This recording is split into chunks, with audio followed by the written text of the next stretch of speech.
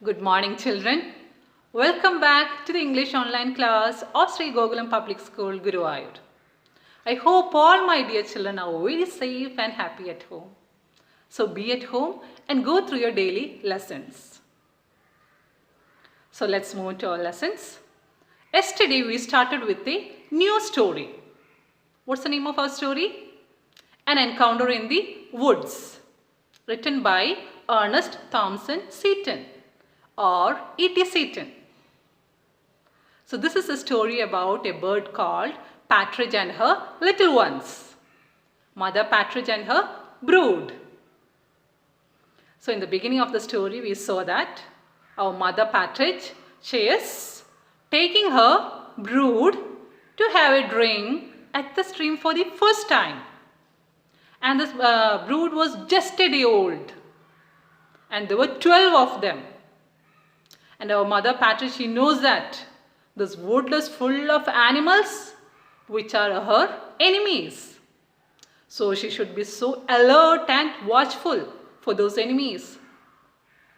So while they were walking very slowly in the woods, in the forest, she encountered a fox. What do you mean by encounter? We discussed yesterday. It is a sudden meeting, unexpected meeting. So she encountered a fox. She saw that a fox was coming in their way. Now what can she do? She has to do something immediately. So because when the fox sees them, it will surely eat them up. So she made a sound. Kruk kruk means to hide. Hide, children. She was calling out for children to hide. That's how she communicated. And the children understood that. They immediately got dispersed and found out their own hiding places. One hid under a leaf, the other it hid between two roots, and the third one it hid in a hole. So like that, 11 of them, they found their own hiding places, hiding spots, except one couldn't find. He couldn't find a hiding place to cover himself. So what did he do? He sat low on a yellow chip. Chip means it is a piece of wood or stone, a small piece of wood. So he sat on a yellow chip and laid flat and closed his eyes.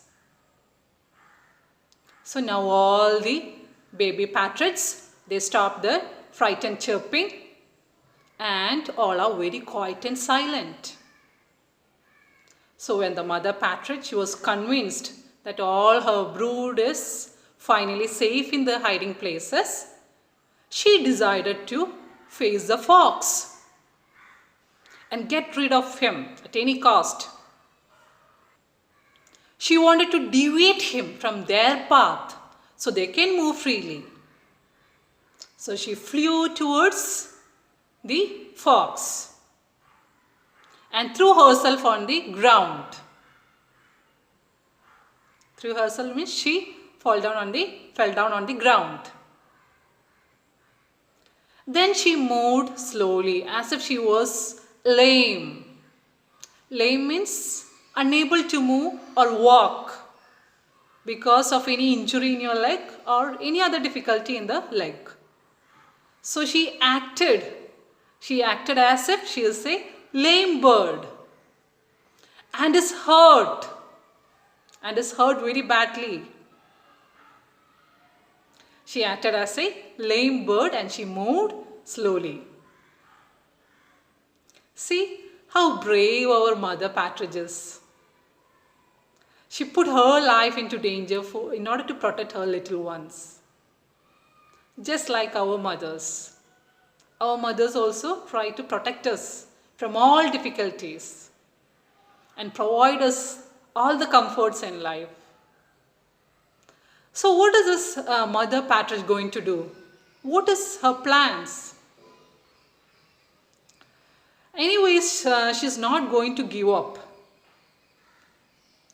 Is she going to beg the fox that they should be let free so that they can move freely? No, never. She is not such a mother who is going to give up. What do you mean by give up? We have already studied this phrasal verb in our first chapter. Give up means stop trying. So she is not such a mother who is going to give up. She has decided to fight against the fox in order to protect her little ones. Let's see what she is going to do. We know that fox is a cunning animal. It's so clever and cunning. So how can she outwit our cunning fox? Let's see how she is going to do it. And our fox, he was so excited and happy. Why? Because he has got his prey easily without any difficulty. It is within his reach. He can reach her easily and eat her up. So he's so happy and excited to eat her up. So when she saw her so close, he dashed towards the partridge. Dash means make a quick or sudden movement. But did he caught hold of her? No, he couldn't catch her because she limped and moved. Limped means she moved slowly. She has some difficulty. She was acting that she is a lame bird. So she has to show that difficulty. So she limped and moved. She walked slowly with difficulty. So our fox couldn't reach her or catch hold of her. But the fox didn't give up. He again tried. He tried for the second time. Did he get this time? No, again he didn't get hold of her. Because there was a tree which became a barrier in between them. Because of that tree, he couldn't catch hold of her. And by the time our partridge, it disappeared under a log.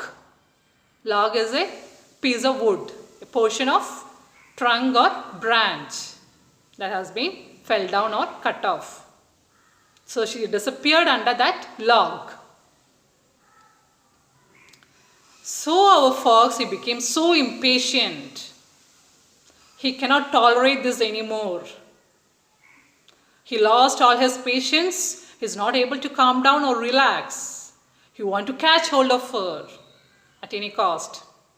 So our fox, he snapped and he tried to leap forward to reach our mother partridge. Snapped means he closed his jaws in order to have a bite. So he snapped and leaped. Leap means he made a long jump to reach her. Now our mother partridge was looking less lame.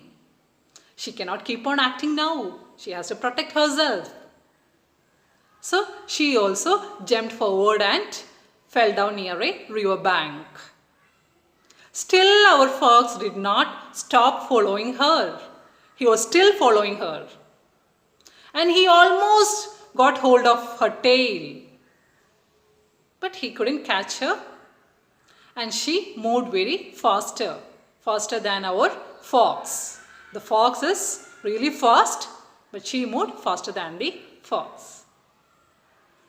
So let's stop our story here. We'll continue the rest of the story in the next class. So all of you learn the notes and read the lesson till this point, and also watch the animation video till this point.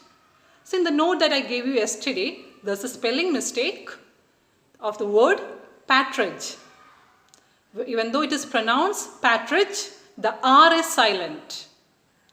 So I haven't mentioned that R in this spelling in the word. So correct that. The real spelling, the correct spelling is P-A-R-T-R-I-D-G-E. Instead I give you P-A-T-R-I-D-G-E. So correct it as P-A-R-T-R-I-D-G-E.